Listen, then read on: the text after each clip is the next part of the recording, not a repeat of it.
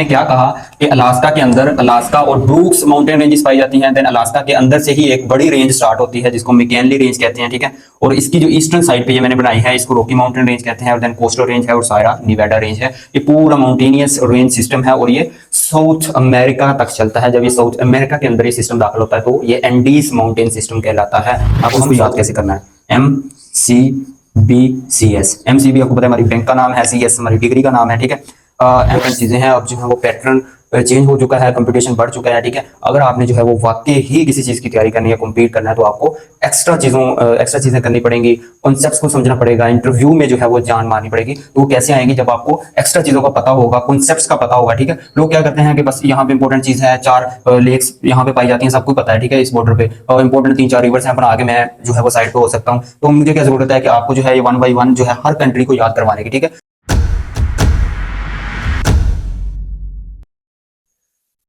अस्सलाम वालेकुम, मैं मोहम्मद इजाज। आज हम फिजिकल मैप देखने जा रहे हैं नॉर्थ अमेरिका का। इससे पहले हमने पॉलिटिकली इसको देखा था। इसकी जो 23 कंट्रीज हैं हमने फिंगर टिप पे 1 बाई 1 उनको याद करने की कोशिश की है। आज हम इसको फिजिकली डिस्कस करेंगे कि कौन सी ज्योग्राफिकली चीज़ जो है वो कहाँ पे अवेलेबल है और उनको याद करने की कोशिश भी करेंगे, ठीक है। तो चले हम अपना जो टॉपिक है वो बगैर टाइम को ज़ाया किए स्टार्ट करते हैं। सबसे पहले तो हम ये देख लेते हैं इस कॉन्टिनेंट को, नॉर्थ अमेरिका को किसने डिस्कवर किया था। आपको पता है कि ऑन 1492 AD के अंदर जो है क्रिस्टोफर कोलंबस ने इसको डिस्कवर किया था, ठीक है। क्रिस्टोफर कोलंबस ने इसको डिस्कवर किया था, लेकिन जो अमेरिका कंट्री है, USA है, इसको डिस्कवर करने वाला बंदा और है, वो अमेरिगो वेस्पूची साहब हैं, जो कि USA को डिस्कवर करते हैं। अमेरिगो वेस्पूची, ठीक है। क्योंकि क्रिस्टोफर कोलंबस साहब जो हैं वो बामस के अंदर आए थे, तो उन्होंने जो है इस कॉन्टिनेंट को दराफ्त किया था, इस सारे रीजन को दराफ्त किया था, इंक्लूडिंग साउथ अमेरिका, ठीक है। लेकिन जो USA कंट्री है वो अमेरिगो वेस्पूची साहब ने डिस्कवर किया था, और उन्हीं के नाम से जो है वो इस कंट्री का नाम रखा गया था, ठीक है। और आपको पता है कि ये तकरीबन 16.3% जो है वो टोटल लैंड मास को कवर करता है जितनी भी अर्थ के अंदर है, और तकरीबन 8% जो है वो पॉपुलेशन नॉर्थ अमेरिका से बिलोंग करती है पूरी दुनिया की। और मोस्ट पॉपुलेटेड जो कंट्री है वो हमने देख लिया था, USA है। अगर हम इसकी मेन लैंड की बात करें तो मेन लैंड के अंदर 3 ही मेजर कंट्रीज हैं, आपको नजर आ रहे हैं, कनाडा है, यूनाइटेड स्टेट्स हैं, और देन मेक्सिको है। और इसके बाद जो है वो सेंट्रल अमेरिकन कंट्रीज हैं, जो के साथ हमने इनको याद करने की ट्रिक भी मैंने आपसे शेयर की थी, आपने उम्मीद है कि याद कर ली होगी। और देन जो है वो ग्रेटर एंटिलीज और लेसर एंटिलीज जो कि कैरेबियन सी के अंदर है, हमने इनको देखा था। और जो नॉर्थ अमेरिका का कॉन्टिनेंट है ये हर तरह की क्लाइमेट को शो करता है, ठीक है। यहाँ पे आपको डेजर्ट्स भी मिलेंगे, आपको जो है वो कूल वेदर भी मिलेगा, आपको ग्लेशियर्स में, मतलब हर तरह की जो है वो ये क्लाइमेट शो करवाता है, ठीक है। क्योंकि ये लाइन आर्कटिक जो लाइन है वो भी यहाँ से पास करती है, और ट्रॉपिक ऑफ कैंसर वो भी यहाँ से पास करती है, इसलिए हर तरह की जो है वो क्लाइमेट आपको इस रीजन में देखने को मिलती है, ठीक है। और इस कॉन्टिनेंट को new continent of the world भी कहा जाता है, क्योंकि ये आपको पता है कि 15वीं सेंचुरी के अंदर जो है ये डिस्कवर किया गया था, नॉर्थ अमेरिका और साउथ अमेरिका। इसके अलावा एक और कॉन्टिनेंट है जिसको न्यू वर्ल्ड कॉन्टिनेंट कहा जाता है, में भी हम पढ़ चुके हैं। आपने उसका जो रिप्लाई है वो कमेंट के अंदर मुझे लाजमी करना है कि वो इनके अलावा कौन सा न्यू वर्ल्ड कॉन्टिनेंट है, वो मुझे बताइएगा। देन मैं आपको बताऊंगा कि आप जो है वो करेक्ट कह रहे हैं या गलत, ठीक है। और ये जो कॉन्टिनेंट है ये अपने साथ जो जो ओशंस को शेयर करता है वो मैं आपको बताता जाऊं, ठीक है। ये अपनी जो वेस्टर्न साइड है, आपको पता है कि इस साइड पे पैसिफिक ओशन है और इस साइड पे नॉर्थ अटलांटिक ओशन है, और यहाँ पे छोटे छोटे जो हैं वो सीज हैं जो अपनी बाउंड्री यहाँ की लैंड के साथ शेयर करते हैं। सीज जो हैं वो हम अलग से पढ़ेंगे जब हम इन कंट्रीज को वन बाय वन कर रहे होंगे, तो देन मैं आपको बताऊंगा कि उनको अपने याद कैसे करना है, ठीक है। और इसके ऊपर जो है वो आपको पता है कि आर्कटिक ओशन है और नॉर्थ अमेरिका के नीचे साउथ अमेरिका है, ठीक है। ये जो है वो तीन बड़े ओशंस के साथ अपना जो है वो बॉर्डर शेयर करता है नॉर्थ अमेरिका, ठीक है। और अब किन कॉन्टिनेंट के साथ ये जो है वो शेयर होता है, ठीक है। आपको पता है कि इसकी जो वेस्टर्न साइड है ये नजर आ रहा है अलास्का, जो कि स्टेट है यूएसए की,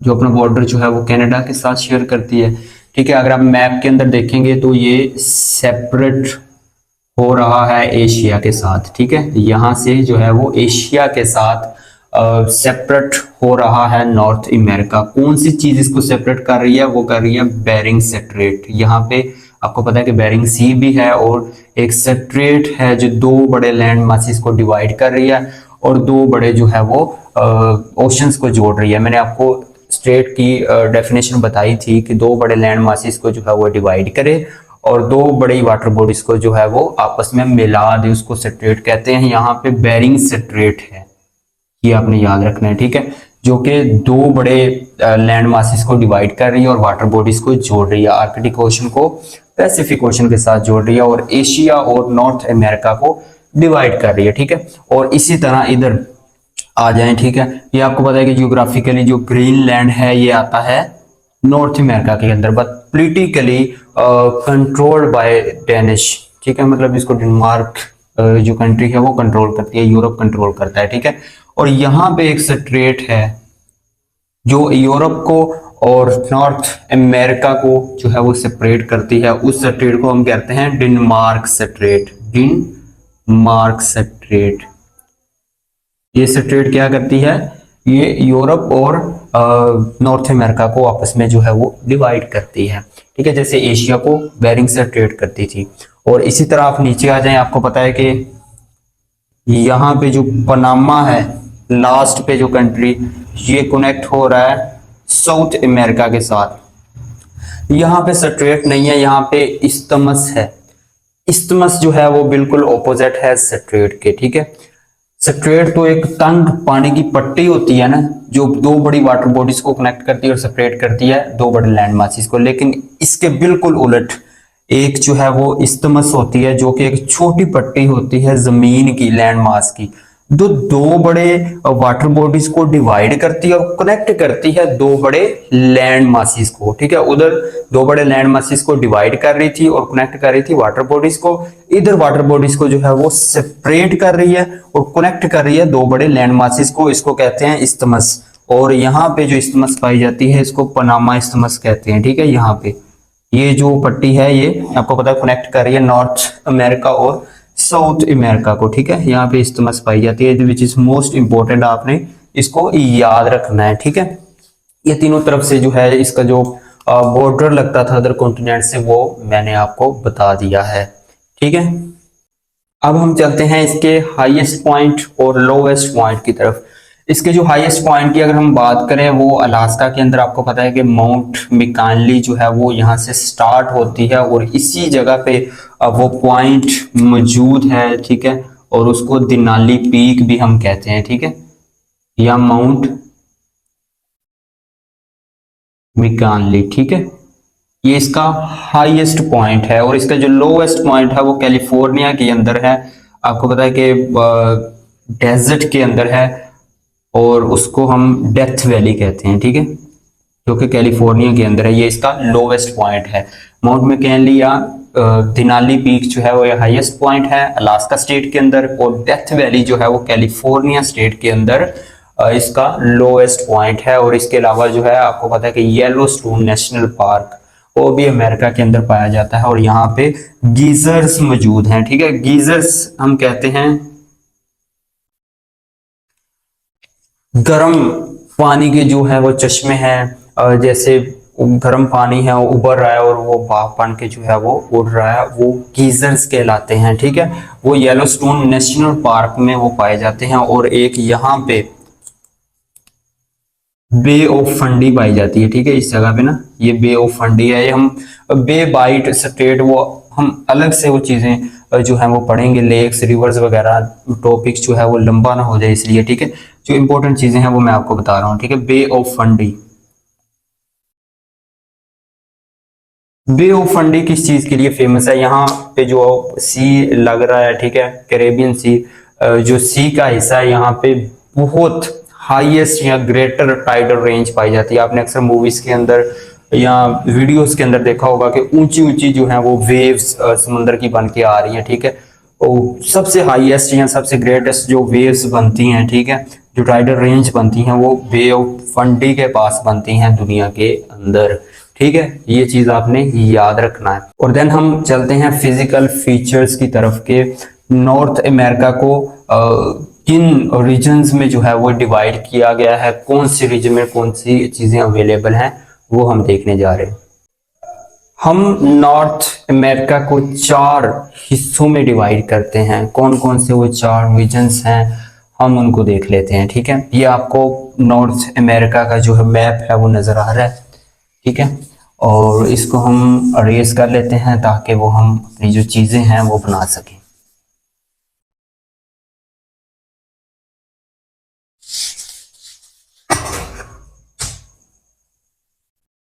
ठीक है, 4 कौन कौन से रीजन्स हैं। सबसे पहले इसका जो है वो वेस्टर्न माउंटेनियस रीजन आ जाएगा, ठीक है। ये जो मैं बना रहा हूं ये वेस्टर्न माउंटेनियस रीजन है इसका। पहला कौन सा रीजन है? वेस्टर्न माउंटेनियस रीजन, ठीक है। और देन ग्रेट सेंट्रल प्लेन्स आ जाएगा यहां पे, तो ये वाला जो रीजन होगा ये ग्रेट सेंट्रल प्लेन कहलाएगा।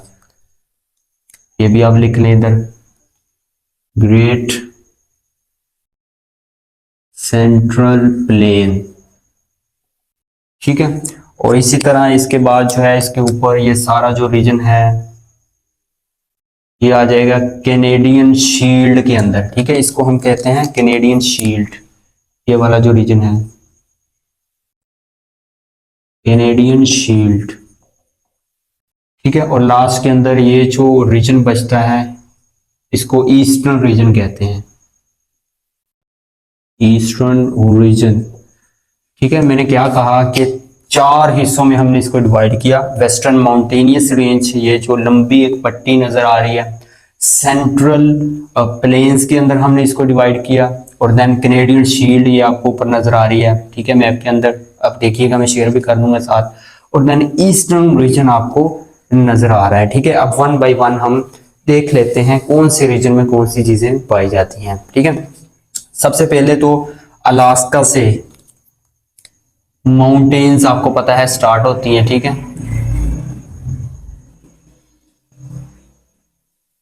यहां पे रिंग ऑफ द फायर्स पाए जाते हैं, ठीक है। बहुत बड़े बड़े वोल्केनो पाए जाते हैं, वो हम डिटेल से देखने वाले हैं आगे, ठीक है। यहां से जो है ये माउंटेन्स स्टार्ट होती हैं, ठीक है। इस रीजन को जो है वो वेस्टर्न कोर्डिलेरा कहा जाता है। कोर्डिलेरा मैंने आपको बताया था कि एक लंबी माउंटेन्स की पट्टी जिसमें डिफरेंट टाइप की माउंटेन्स हों, डिफरेंट टाइप्स की जो है वो रेंजेस हों, उसको कोर्डिलेरा कहते हैं। मतलब कॉम्प्लेक्स माउंटेन्स जिसको हम कहते हैं, जिसमें अप्स एंड डाउन्स हों, ठीक है। सबसे पहले जो है वो अलास्का के अंदर 2 बड़ी रेंजेस पाई जाती हैं। कौन कौन सी पाई जाती हैं वो आप इधर लिख लें, ठीक है। अलास्का रेंज, और देन यहां पे जो है वो आप ब्रूक्स रेंज बना लें, ठीक है। ब्रूक्स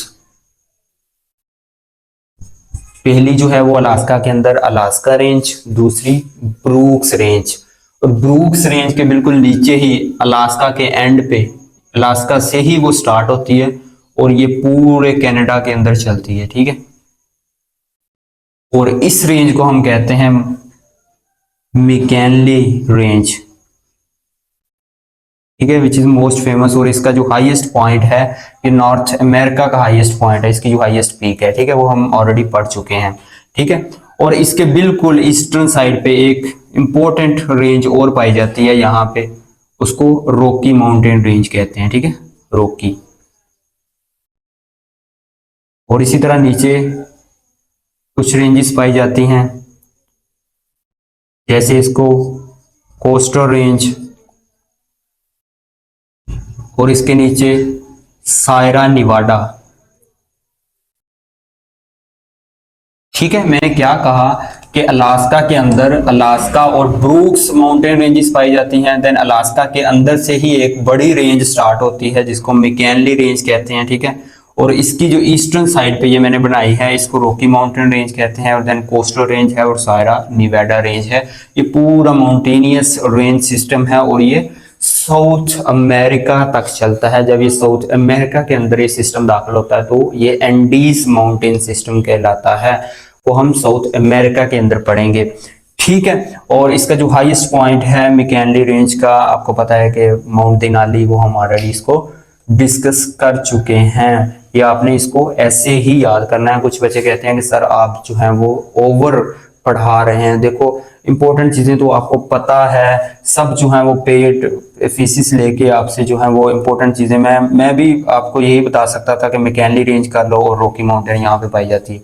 लेकिन जब उसने सायरा निवाडा के बारे में आपसे पूछ लेना है तो आपने जो है कहना है कि ये कहाँ पे पाई जाती है, ठीक है। आपका कॉन्सेप्ट नहीं होगा तो देन ये इंपॉर्टेंट हो जाएगी, ठीक है। तो इसी वजह से जो है इसको अभी से जो है वो तैयार कर लो। जो जो चीजें यहाँ पे पाई जाती हैं, जो कॉन्सेप्ट्स हैं, वो एक ही बार आप लेके उसकी तैयारी कर लो, ना कि जो इंपॉर्टेंट चीजें हैं। अब जो है वो पैटर्न चेंज हो चुका है, कंपटीशन बढ़ चुका है, ठीक है। अगर आपने जो है वो वाकई ही किसी चीज की तैयारी करनी है, कम्पीट करना है, तो आपको एक्स्ट्रा चीजें करनी पड़ेंगी, कॉन्सेप्ट्स को समझना पड़ेगा, इंटरव्यू में जो है वो जान मारनी पड़ेगी। तो वो कैसे आएगी, जब आपको एक्स्ट्रा चीजों का पता होगा, कॉन्सेप्ट्स का पता होगा, ठीक है। लोग क्या करते हैं कि बस यहाँ पे इंपॉर्टेंट चीज है, 4 लेक्स यहाँ पे पाई जाती हैं, सबको पता है, ठीक है, इस बॉर्डर पे, और इंपॉर्टेंट 3-4 रिवर्स हैं, अपना आगे मैं जो है वो साइड पे हो सकता हूँ। तो मुझे क्या जरूरत है कि आपको जो है ये 1 बाई 1 जो है हर कंट्री को याद करवाने की, ठीक है। वो मैं इसलिए करवा रहा हूँ कि अगर आपने वाकई ही कंपटीशन में आगे निकलना है, लोगों के नंबर आते हैं, अब 50 आते हैं, 60 आ जाते हैं, ठीक है, इंटरव्यू में नहीं पास होते, वो इसी वजह से नहीं होते, उनका कंसेप्ट ही नहीं क्लियर, ठीक है, उनको पता ही नहीं किसी चीज का, बस वो फेमस जो चीजें हैं या पास पेपर है उनको रट्टा लगा के वो पेपर में बैठ जाते हैं, और देन जो है वो उनको मार पड़ती है कि हमने तैयारी भी की है और हमारी जॉब भी नहीं हुई, ठीक है। वो इसी वजह से नहीं होती। कोशिश करें पेड चीजों से बचें और चीजों को खुद एक्सप्लोर करें, चीजों को देखें, ठीक है, कौन सी चीज कहाँ पे पाई जाती है, उनको याद करने की कोशिश करें, किसी चीज को छोड़े ना। कंपटीशन में किसी चीज को नहीं छोड़ा जाता, ना ही कंपटीशन में जो है सिर्फ पास पेपर किए जाते हैं या फेमस चीजें, वो इंपॉर्टेंट है, वो भी तो कर रहे हैं ना साथ। ये देखो हमने रॉकी मैककिनली मैंने आपको बताया, ठीक है, और इसके अलावा अलास्का, बेरिंग स्ट्रेट, ये मैंने आपको बता दिया। लेकिन इसके अलावा बहुत सारी चीजें हैं लोगों को नहीं पता, वो पेपर में पूछ रहा है, तो बाद में भी तो करनी है ना। तो इसी वजह से आप पहले ही उसको ऑलरेडी कर चुके होंगे तो आपको पता होगा, ठीक है। और देन हम चलते हैं सेंट्रल प्लेन के अंदर, ठीक है, ग्रेट सेंट्रल प्लेन की हम तरफ चलते हैं। ग्रेट सेंट्रल प्लेन जो है वो इसको breed basket of the north America भी कहा जाता है, ठीक है। आपने सुना होगा कि यूएसए को या नॉर्थ अमेरिका को ब्रीड बास्केट कहा जाता है। इस रीजन को कहा जाता है क्योंकि इसके अंदर जो है वो ग्रासलैंड्स मौजूद हैं, यहाँ पे लेक्स मौजूद हैं, यहाँ पे रिवर्स मौजूद हैं, ठीक है। और ये एग्रीकल्चर के हिसाब से ये अच्छा जो है वो रीजन है, इस वजह से इसको breed basket of the north America इस रीजन को कहा जाता है, ठीक है। यहाँ पे मौजूद जितनी भी लेक्स हैं, रिवर्स हैं, वाटरफॉल्स हैं, वो हम सारी की सारी अलग एक लेक्चर में, मैं इसके बाद जो है वो वही लेक्चर लेके आऊंगा। जितनी भी यहाँ पे इंपॉर्टेंट लेक्स हैं, मुझे पता है पूछी जाती हैं, रिवर्स हैं, जो फॉल्स हैं, ठीक है, बे बाय स्ट्रेट, जो भी चीजें जो हैं वो मोटी मोटी बचती हैं, जो फेमस हैं, वो मैं इस पे अलग वीडियो बनाऊंगा इसके बाद, ठीक है। तो वो आपने उसको लाजमी देखना है, ठीक है। और यहाँ पे मैं क्यों नहीं ऐड कर रहा, बता रहा, क्योंकि वीडियो बहुत लंबी हो जाएगी, ठीक है। तो आपने ये जो है वो ग्रासलैंड एरिया है, सेंट्रल प्लेन, ठीक है, इसको breed basket of the north America भी कहा जाता है। ये ऊपर आपको जो है वो कैनेडियन शील्ड नजर आ रही है, ठीक है, जो कि मोस्टली कवर करती है कनाडा के रीजन को। और यहाँ पे आपको पता है कि क्वीन एलिजाबेथ आइलैंड्स भी हैं, वो सारे इसी रीजन में आ जाते हैं। और ये जो है मोस्टली ग्लेशियर से जो है ये एरिया जो है वो ढका हुआ है। और मोस्टली जो यहाँ पे आइस पाई जाती है, ठीक है, ज्यादा ठंड होती है। और ये आपको नजर आ रही है, ये हुडसन बे है, ठीक है, ये भी इसी शील्ड के अंदर आती है, हुडसन बे, ठीक है। यहाँ पे जो पानी है वो बिल्कुल ही आपने जैसे वीडियोस में देखा होगा वो जम जाता है, तो हुडसन बे भी इसी के अंदर आती है, ठीक है। और इसके बाद जो है वो ईस्टर्न रीजन ये आपको नजर आ रहा है, ठीक है, छोटा सा ईस्टर्न रीजन जो है ये यहाँ पे ओल्ड माउंटेन्स पाई जाती हैं, ठीक है। ये जो रॉकी माउंटेन है, मैकनली माउंटेन है, ये यंग माउंटेन्स में आती हैं। और जो ईस्टर्न रीजन है इसका यहाँ पे ओल्ड माउंटेन्स पाई जाती हैं। बस आपने ये इसका जो है वो याद रखना है, ठीक है। इसको 4 रीजन्स में हमने डिवाइड किया था। और यहाँ पे रॉकी माउंटेन और ग्रेट सेंट्रल प्लेन के अंदर जो है वो इनके दरमियान यहाँ पे डेजर्ट्स पाए जाते हैं, फेमस डेजर्ट्स पाए जाते हैं, जो कि अमेरिका की जो स्टेट्स हैं जैसे कैलिफोर्निया है, निवाडा है, टेक्सास है, उसके अंदर जो है वो 5 या 4 डेजर्ट्स जो हैं इंपॉर्टेंट वो आते हैं, ठीक है। वो हम नेक्स्ट लेक्चर में, नेक्स्ट नहीं, मैं अभी थोड़ा सा आपको ओवरव्यू दे देता हूँ, ठीक है। आपने उसको याद कैसे करना है, MCBCS, MCB आपको पता है हमारी बैंक का नाम है, CS हमारी डिग्री का नाम है, ठीक है। MC जो है वो आपने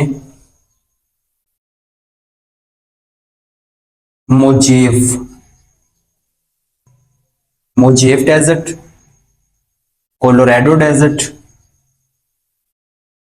ग्रेट बेसन, ठीक है, बी से बेसन, ग्रेट बेसन डेजर्ट, ची हुआ हम, ये कनाडा और अमेरिका के बॉर्डर के साथ जो है इस रीजन में आएगा, ठीक है। और इसी तरह सोनोरान, ये इंपॉर्टेंट डेजर्ट्स पाए जाते हैं रॉकी माउंटेन और ग्रेट सेंट्रल प्लेन्स के दरमियान, ठीक है। जैसे मोजेव डेजर्ट जो है वो आप इधर बना लें, और इसके बाद जो है वो कोलोराडो डेजर्ट आ जाएगा, कोलोराडो डेजर्ट के बाद जो है वो ग्रेट बेसन डेजर्ट आ जाएगा इधर, ठीक है। और इसी तरह जो है जी हुआ हम और सोनोरान डेजर्ट जो है वो ऊपर आ जाएंगे, ठीक है। ये आपने जो है वो याद रखना है। और इसके बाद जो है वो हम नेक्स्ट क्या करेंगे, आपको पता है कि बड़ी बड़ी लेक्स पाई जाती हैं कनाडा और USA के बॉर्डर पे, वो हम पढ़ेंगे। वाटरफॉल्स को पढ़ेंगे, यहाँ पे जो इम्पोर्टेंट जो माउंटेन्स हैं वो हम पढ़ेंगे, ठीक है। और जो रिवर्स हैं बहुत इंपॉर्टेंट हैं इस रीजन में, वो हम पढ़ेंगे, ठीक है। और डेजर्ट्स को हम अगेन जो है वो मैप पे बना के देखेंगे ताकि आपको याद हो जाए, ठीक है। वो मैं यहाँ पे इसलिए नहीं बता रहा, लेक्चर जो है वो लंबा हो जाएगा, ठीक है।